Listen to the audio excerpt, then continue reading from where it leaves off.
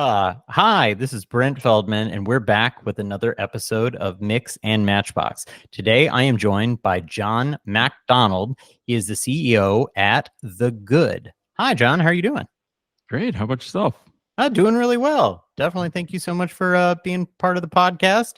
Looking forward to jumping into some very interesting questions. Yeah, excited to be here. Yeah, awesome. Well, cool. Well, I'll start, the ball rolling just, pretty simply with the first one I got here, which is The Good, which is your company, right now. But prior to this, you were at a company which is somewhat, well known, Explain, and other agencies, doing Flash work. Which, wow, I saw that listed there, and that brought back some memories. And we totally did some of that back in the day too. But my question is kind of like how you found your way to your company, and this isn't the first one, but how you found your way, into this company, The Good. Yeah, well, I can definitely tell you've done your homework, which just really excites me for today's conversation. So thank you for that. Not many people realize I have a pretty extensive background in Flash, and that feels like ages ago now. But yeah, I used to be part of the Flash conference circuit and speaking at conferences and attending all over the world. It was great, but really started The Good because when I was at Xplane, I had the opportunity to do so. And Xplane had sold to a holding company. It was actually, if you remember, Razorfish, one of the first digital firms. The gentleman, Jeffrey Dashus, who started that, sold Razorfish and Avenue A to Microsoft for now what is Bing Ads, right? It was the whole ad platform for Microsoft that they bought. And once they kind of ditched the digital agency portion of that, Microsoft didn't want to be in the agency world. So they sold that piece off. Dashus was free to go back into that world, and he decided he was going to form a mega agency, if you will, and find all these great niche down agencies and buy them up into a holding company. And he came knocking on Xplane's door. Xplane had been around for 20 years. And, as you mentioned, it was the tagline, it still is to this day, the visual thinking company. They would take massive complex issues and tackle those problems in a visual form.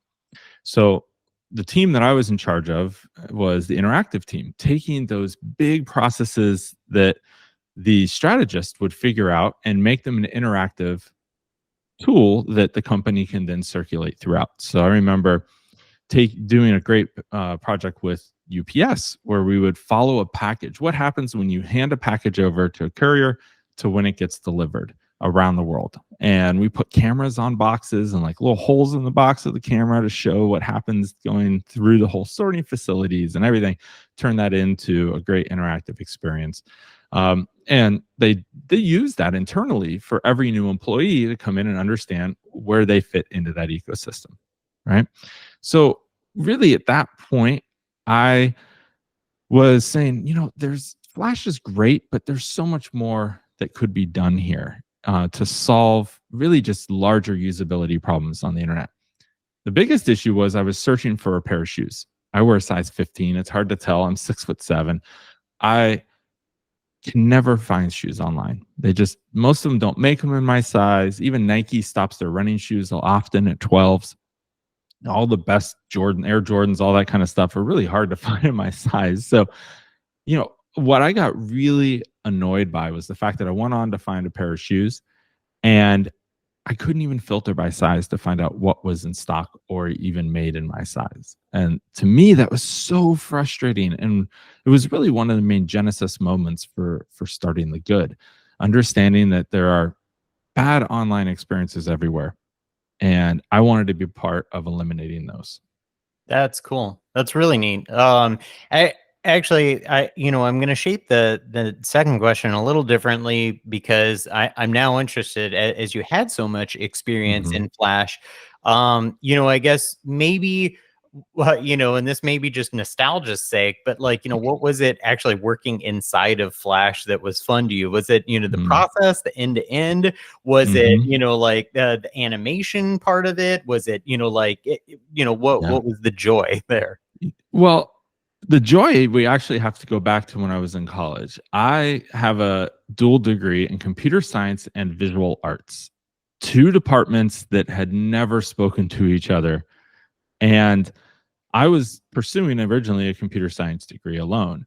And I was the student who would do everything that was technically necessary to pass in terms of writing the code, getting the functionality done. But I would spend more time actually making the interface usable. Mm-hmm. I was the person, most people, when you start working in graphical interfaces, they just put text boxes on the screen with a little label. It's like, put the number in here and you get the result, or start, stop, whatever it was. I would make it actually usable, and like I was building an actual app. And I loved that Flash made that simple. Flash was the first, it's kind of like, unfortunately, they give you enough rope that you can hurt yourself pretty badly with it, right? And we should talk about that, I'm sure. But the reality is that I really enjoyed that aspect of being able to make something super functional, but also have flexibility that HTML at the time and JavaScript at the time was so young, did not allow you to do. Mm-hmm. And that was really where I got the bug of usability, if you will. Very, very cool. So I feel like, maybe compared to years past, people just aren't making, and maybe it's because I'm not privy to where these things are happening, but they aren't making these like web experiences. And I feel like Flash was always at the forefront of that, that people would make these just wild interactive sites. Let's say maybe every single site didn't have the best usability, but at the same time they were very interesting. But now things are just much more straightforward and transactional. But the web is now touching more people than it ever has. So do you agree that you've seen this sort of transition? Are we as either users or creators missing the ability to really experiment and play with the web now? I see this too, and I believe it's a really good thing, quite honestly. This is happening because users are demanding it, right? It's not because there's a lack of creativity with agencies or within brands. I still think that creativity is there by all means. But I think, we have to look at this from the history of Flash.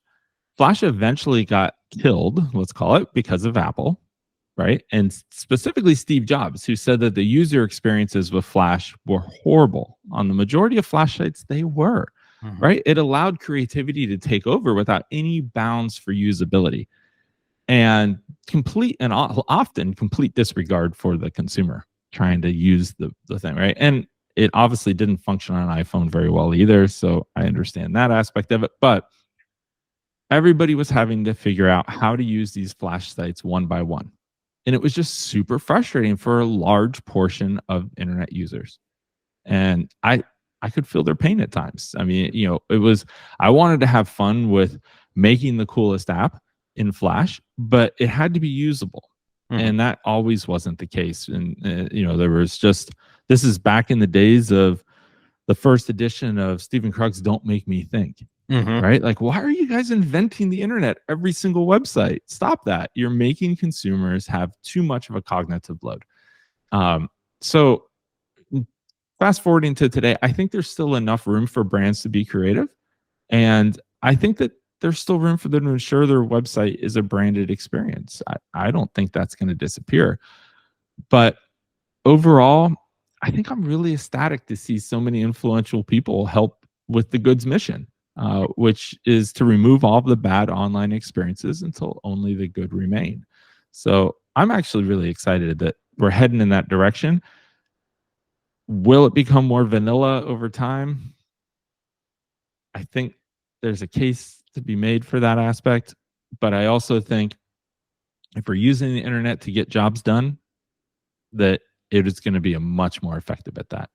Cool. I respect and appreciate, that answer on this one. And especially because it's like, it's one of those things where, if a website's job at the end of the day is meant to like communicate and do that job well, Yeah, as you talk about, reinventing the wheel, every single time you get to a new website, you're right. And you said this too, the cognitive load that gets placed on the user is very high. And so they have to, reorient themselves with the, the user interface. They have to understand, what's going on. And I think a lot of times it would miss the point. Like what did you want that user to gain out of it? And if it was a whole bunch of frustration, sometimes maybe they totally nailed it. But it is very interesting, and and somehow I do see also as I ask the question that it waters down that experience, but maybe to your point in a good way, that it's doing what it needs to do as opposed to what it just could have done just for fun's sake. Yeah, I think as a designer, I would think it'd be more sustainable for the profession, it'd be more challenging and exciting on how to be creative without totally disrupting the user experience. So I don't, I don't hear a lot of designers complain about this. I hear a lot of brands often say, yeah, like I'm putting my brand first online. And does that get in the way? Yeah. Look, my first book that I wrote was called Stop Marketing, Start Selling. And the whole point of this was that there's 2 reasons people are at your website, and only 2 reasons. That's to research if the product or service can solve their pain or need.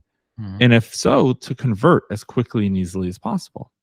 None of us have Facebook as our website. We're not here to just get people to stick around forever.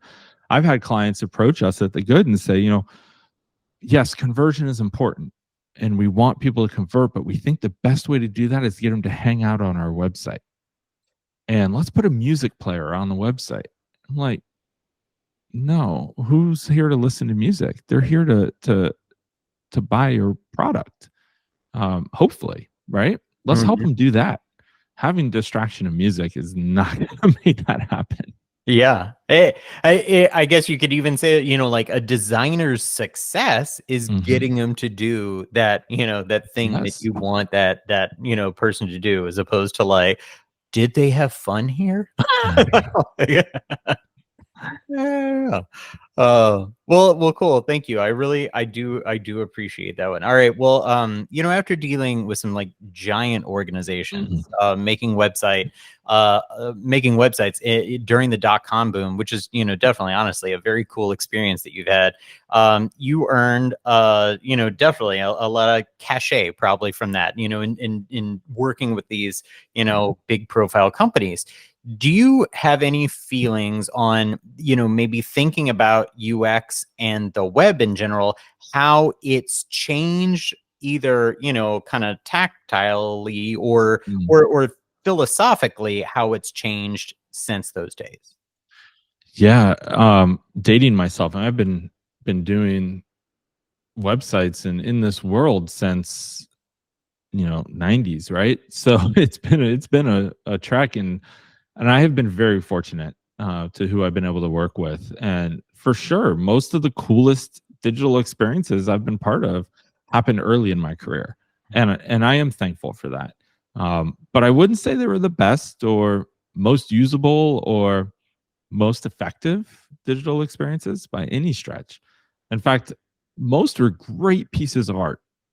Some of that stuff I did in Flash was absolutely amazing. And I still think some of the coolest stuff, but really hard to figure out if you just were coming in trying to solve a problem. And I don't think they always made it easy on the consumer to accomplish those 2 goals we just talked about, right? Research and buy. And so I think that's the difference. I think that it's changed from what's cool. And I mean, I don't know about you. I probably still have a stack of books somewhere that was like inspiration. It was like all these Flash websites where they take screenshots and you try to load them up and they wouldn't even load anymore, right? But there was like the pictures and you're like, oh, I wonder how that could happen. And a lot of people were taking inspiration from video games, which was really cool to see.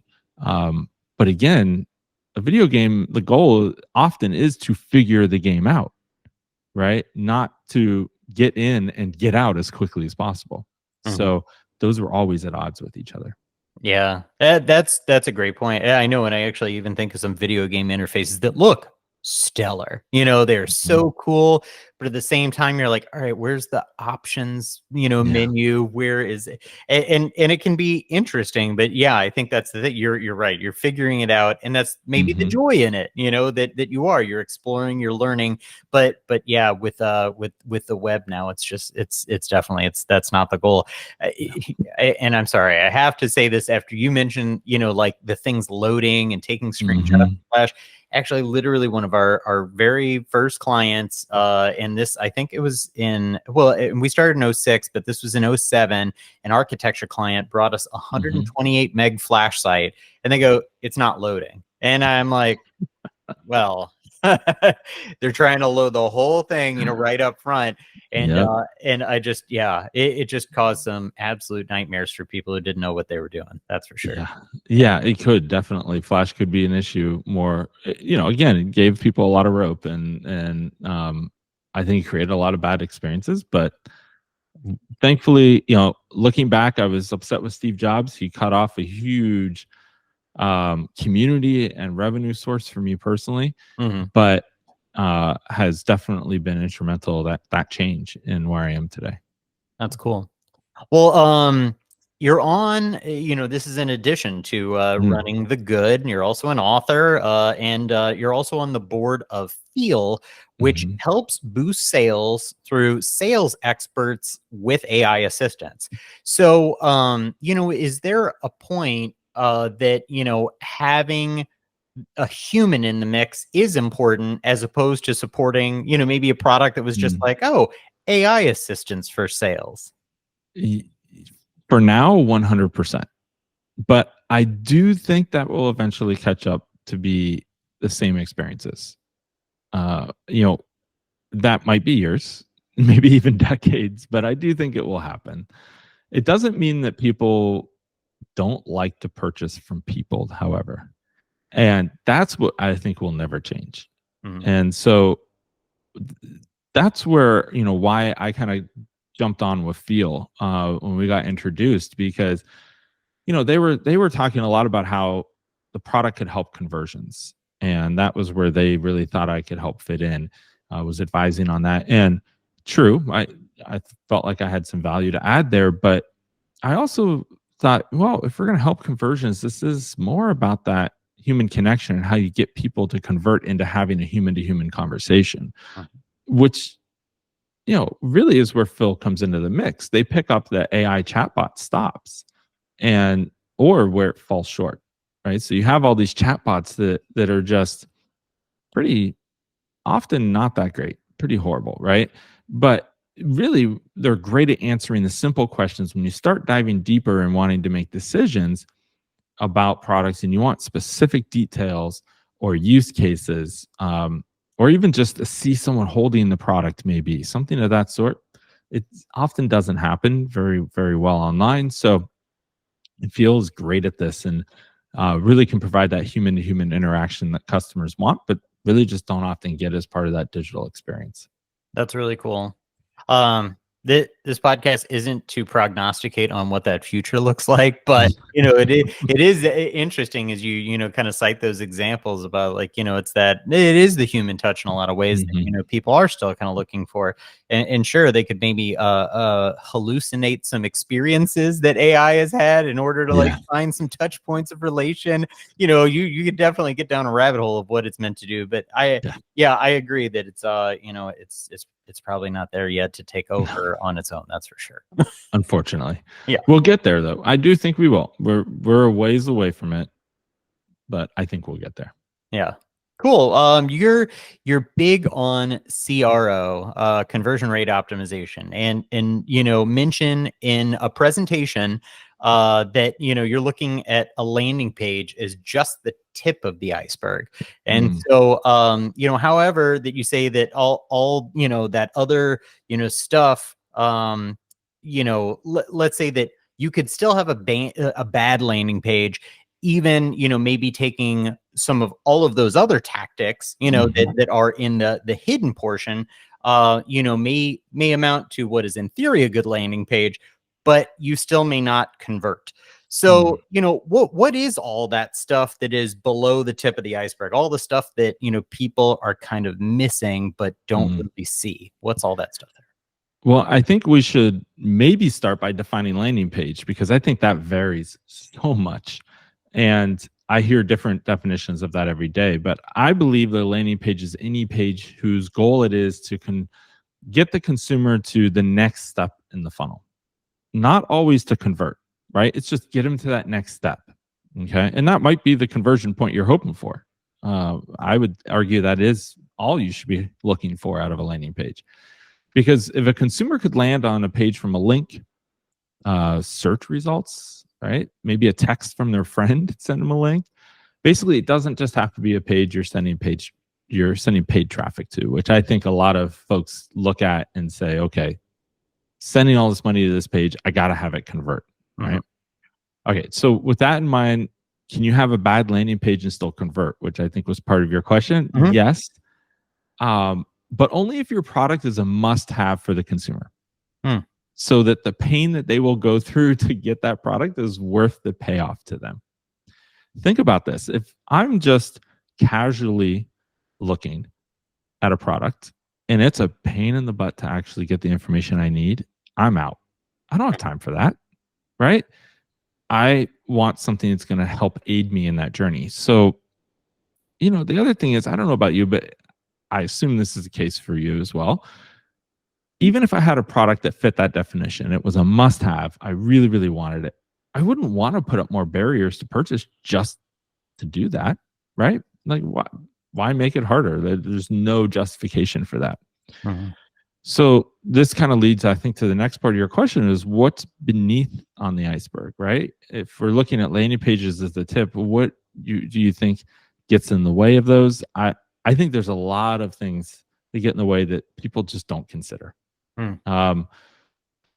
This is really why I wrote Behind the Click, because all of those psychological factors that are in this book, I'm sure we'll talk about eventually, but I spent the most time in the book on choice overload and decision fatigue, because those are two huge barriers that brands just want to throw up all the time. It's just roadblock after roadblock. And that looks like choice after choice, right? And choice overload is the tendency for people to become overwhelmed when faced with too many options, right? Happens in our lives every day. We face 35,000 plus decisions on an average day. Like, I don't have time to have choice overload. Talking about Steve Jobs, that's why he used to wear the same outfit every day. It was one less decision he had to make, right? It's like, I'll put on these jeans and black turtleneck, I'm good, right? Decision fatigue is something else that leads into that. That causes people to just stop making the decisions because they've been asked to make too many. So they have that choice overload, right? Where they get overwhelmed and then they get fatigued and then they just stop making decisions. This is the last thing you want somebody to do on your website if you're asking them to buy, right?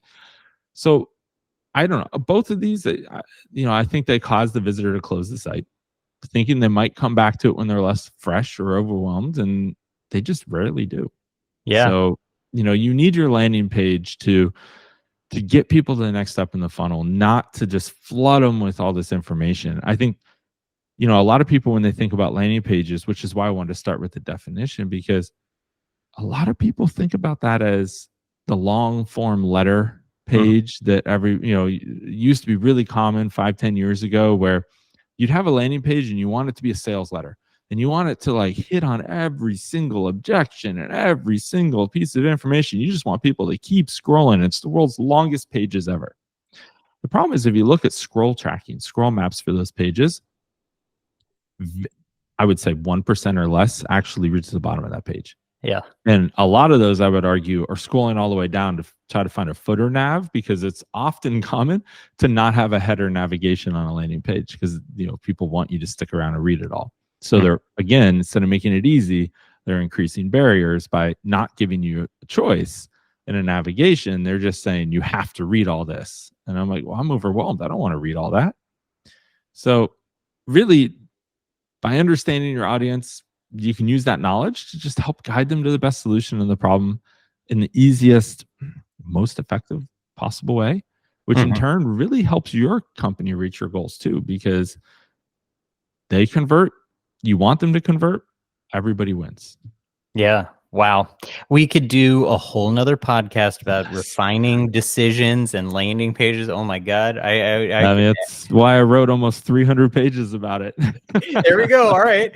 I mean, like seriously, it's fascinating, and I do see people, just kind of making the same kind of mistakes, like a lot, where it's like, oh well, we do this and this and this and this, and we want to have, like they can click on this and have this option and then do this, and seriously, people are hit with so much every day that you might as well make it easier for them. And it's funny, like I know that even extends into like nomenclature of menus, of just like don't try to invent a new name for it. Like, that's not helpful to your users. So No. Yeah, conventions are conventions for a reason. Right? Yeah. Wow. See, whole nother podcast. But anyway, another soundbite that I grabbed was that you can't read the label inside the jar. And I really like this. And as long as from just that soundbite, I'm interpreting this correct, and hopefully I am. You can correct me if I'm not. But obviously you can't get that perspective by when you're inside that sort of that jar. So I guess, how do you help clients take that outsider perspective and get a better view of what's really going on? Yeah, I love that quote. I say it all the time. I think my team is at the good is tired of me saying it. But it's so true, right? It really, the way to get out of the jar is to just talk to your consumers. And too many brands don't do that. The reality is that a brand's team is likely the last folks who should be determining a user experience. And that's because they just know too much. They're not trying to create a bad experience. They know what all the products are. They know all the details about them. They know how the navigation is sorted because they've been on the site a million times, right? But a new to file customer, maybe someone who did all those things we just talked about, clicked on an ad, did a search, got a text from a friend, had never been to the site before, they don't have that experience. And you need to have a beginner's experience for them, right? Somebody who's new to the brand, new to the site. And we've worked with brands where we'll ask them, can you tell us why the product navigation is sorted in this manner? And I kid you not, we've had the response of, because that's how our warehouse is laid out. It just blows my mind, because how you sort something for shipping and stocking and efficiency is very likely not going to help your consumer decide if you can solve their pain or need. And that's what the navigation should be doing, getting them to where they want to go as quickly and easily as possible. And I was just like, wow, okay. Like, have you talked to consumers about that?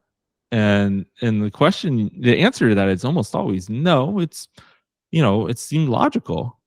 It's like, it does to you, but probably not your consumers. So the best way to climb out of the jar is use the ladder of consumer research, do user testing. It's much easier than you think. There's 100 tools out there now. The good, we offer this as a service through one of our offshoot sister brands. There is a ton of options out there for conducting user research. Remote unmoderated user research is basically where you ask someone to go to your website, record their screen and their audio, and ask them to talk out loud about the experience that they're having. And you give them, a non-leading question. Like, let's say you sell t-shirts. Find the best t-shirt for you. Go. Right? Don't lead them down a path. Don't tell them what to do.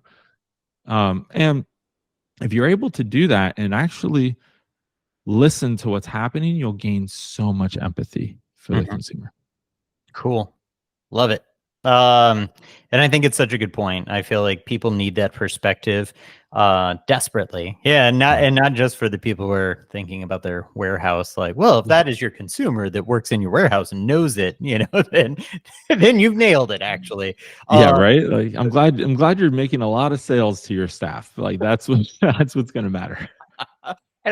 But people all across the board, they need that feedback of just like, the consumers are the people that you're wanting to engage more, to, lead down the path of hopefully more sales. And literally, if you don't know what they want, how are you going to serve them properly? But Right. Yeah. Exactly. It's great. Okay. So I guess and maybe this is a good piggyback question of like, you're encouraging, testing and incremental, and I say that very, specifically, the incremental experimentation.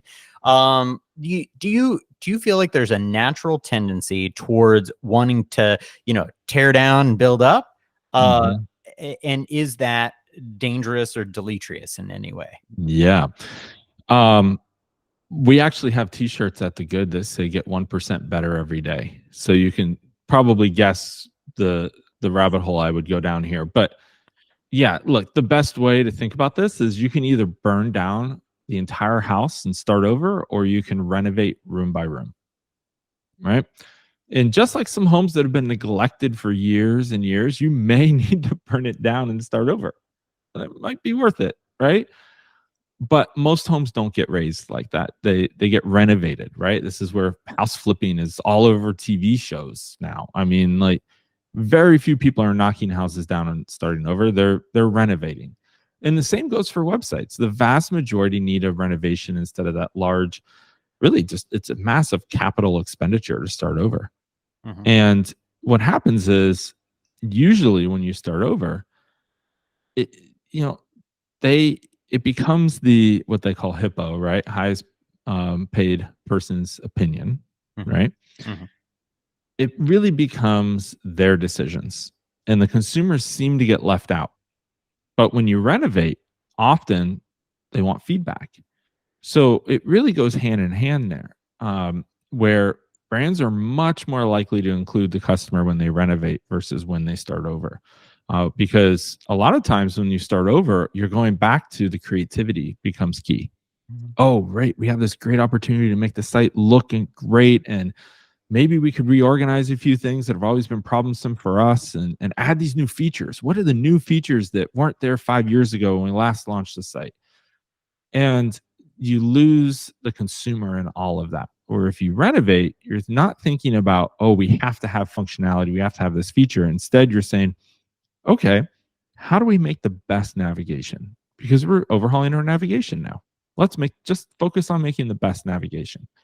Now, I argue about all this because I think you'll be able to learn a lot more from consumers who are using your site if you incrementally optimize based on those behaviors, right? Otherwise, you're just guessing or basing your decisions on what you think should happen. Yeah.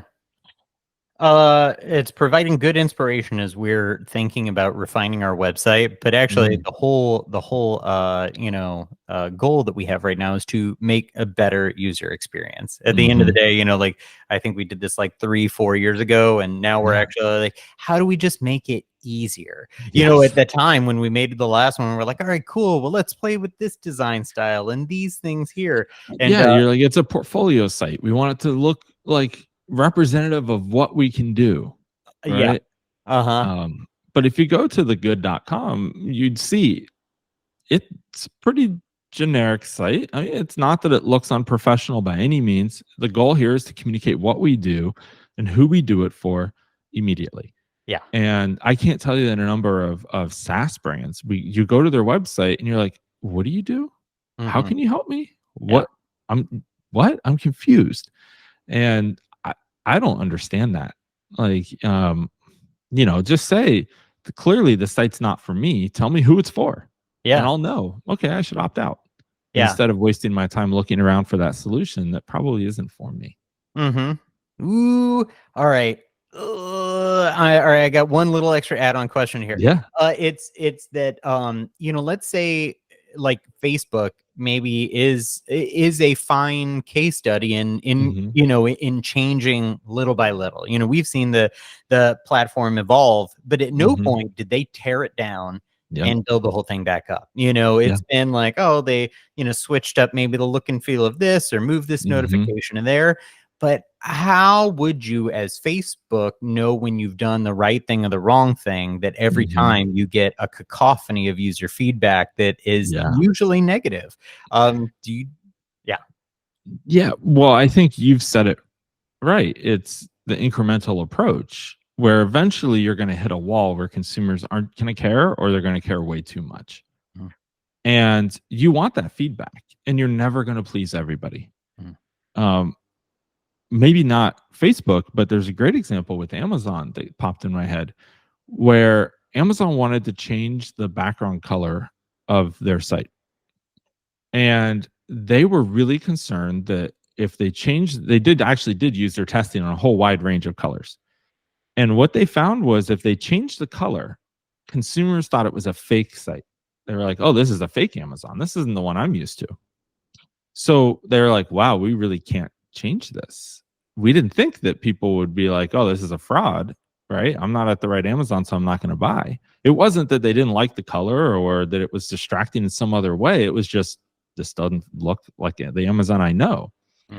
And what they ended up doing was literally changing it bit by bit over the course of, I want to say it was a year, I think, where, if I can get really nerdy, I guess, but there's hex codes for colors on a web. They went through, they knew where they started and where they ended, and they just changed it bit by bit to get to the shade that they wanted. And that way it was imperceptible to humans. We would go to the website and be like, oh yeah, it didn't change from what I saw yesterday, but it had slightly changed. And it's a great case study in the incremental approach really having a psychological tie-in. That's great. Yeah, just moving people along slowly. That's great. Cool. Well, actually touching on psychological principles leads us right into the next question. Using psychological principles can help, lead you to make more effective solutions for your user, being more understanding, empathetic, and understanding the things that, they will respond to. But there's also a dark side. There's I've heard it called dark UX. And they can frustrate users. And speaking of Amazon, I just had one yesterday. I just tried to unsubscribe from Prime Music, and what a pain in the butt. Anyway, but they provide hurdles to cancellations and other things that may lead to lost profit. Where do you draw the line on things that are, it's good for us, good for you, versus it's good for us, it's not good for you? Yeah. I mean, I think that a lot of it comes down to intent. Okay. Now, you gave a great example. There's a lot of subscriptions out there that are just hoping you don't see it on your credit card statement every month, right? I mean, think about how many TV commercials there are now popping up saying, oh, we'll tell you when, we'll help you find all these recurring charges on your statements that you're not using anymore and cancel them. There's whole services out there that help you do that now. So it's obviously a problem, right? But really put simply, the goal is not to use psychological principles to trick customers, right? You don't want to trick them into buying more than they came for, or choosing your company over competitors. Like, that's just, it's essential to avoid those, because it's a practical issue as much as it is an ethical one. And I say that because if your company were to put these tactics in play, and you're essentially manipulating your customers, right?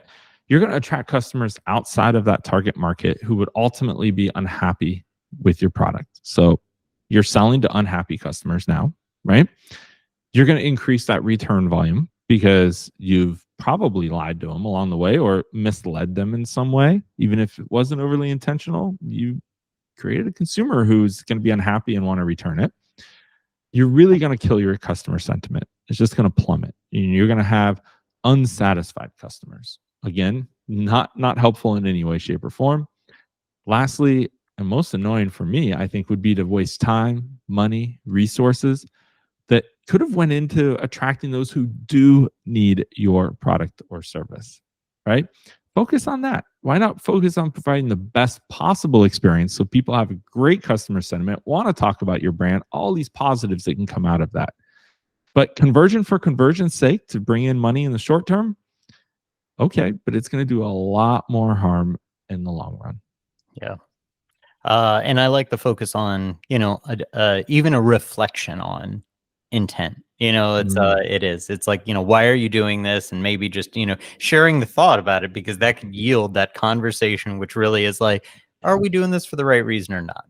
Well, think about how many pop-ups have you seen in e-commerce where you just get to the site and it pops up and it's like 10% off, give us your email.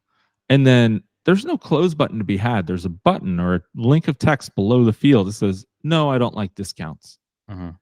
Like, no, I don't like your site.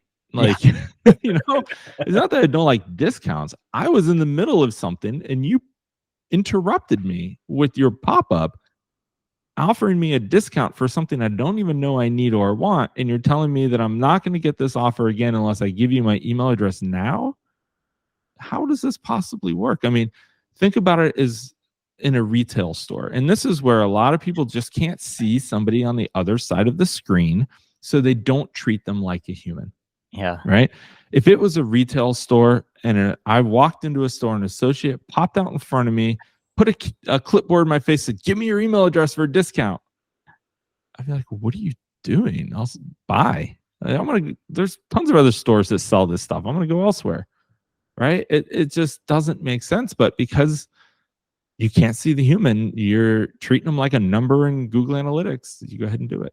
Yeah, definitely. As soon as you started that, I thought of the actual in-person literal translation, and my mind went there. I was like, all right, next at Costco, it's spin the wheel, Yeah.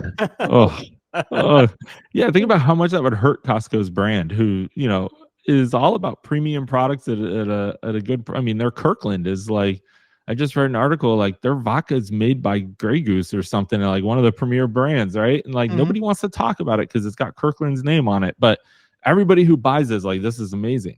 And if Costco went around and started spinning a wheel, I'd be like, man, I thought it was at Walmart or something, right? Yeah. Like not the brand they want. Yeah, absolutely. Oh my gosh. All right. Well, I have one last question for you, and and it's really around biases. Biases are a thing that we all have, and I'm sure even yourself. As you like to help businesses see through them. Do you think that, you may have your own underpinnings of these, even though you try to help people see around them, even though you're operating under a kind of a set of principles and best practices that are ingrained in you from years of experience and teaching and, learned, sort of things that like, obviously that still colors, the way you see things, but, how do you separate yourself as much as possible from those sort of internal markers? Yeah. I guess I'll start by saying, yeah, I most certainly have my opinions, and they're formed by my experiences over 20 years of plus now of building websites and being involved in that world. And the thing to understand and to have empathy for your customers, because your site visitors have their opinions formed by their own experiences that are going to be different than yours, mine, anyone, the brands, right? So it's much more effective to shift the focus from blindly applying tactics to understanding the psychology behind them, right? Once you understand the psychological principles, it's so much easier to separate yourself from them. And take a step back and just have empathy. Again, that empathy word for the visitors on the other side of the screen that we just talked about. You can't see them, but you still need to have empathy for them. And that was actually my main reason for writing Behind the Click. The unique perspective of this book lies in its ability to translate psychological principles into practical steps that companies can implement on their website or digital journey and increase that experience's effectiveness, but also the sentiment that comes along with that. So doing that, though, it continues to further that mission I've mentioned, right? Of removing all those bad online experiences until only the good remain. Awesome. Well, that's wonderful. I appreciate that. And I feel like everybody needs to be encouraged to have more Yeah. empathy for their user, their customer. You know, Mhm. it helps all around. Put yourself in their shoes. For But sure. you touched on earlier, as we were chatting, I know you Mhm. have a book right now, and you Yeah. have even a Oh, physical copy yeah, you can hold up. the physical copies showed up today, so, yeah, Behind the Click, and it will be available everywhere books are sold April 15th, and, if you want a preview chapter before then, or even a free sample chapter after it's fully launched, you go to thegood.com/BTC for Behind the Click, so THEGOOD.com/BTC for Behind the Click. And I'm really excited about this. As I told you earlier, it took me over a year to get this out.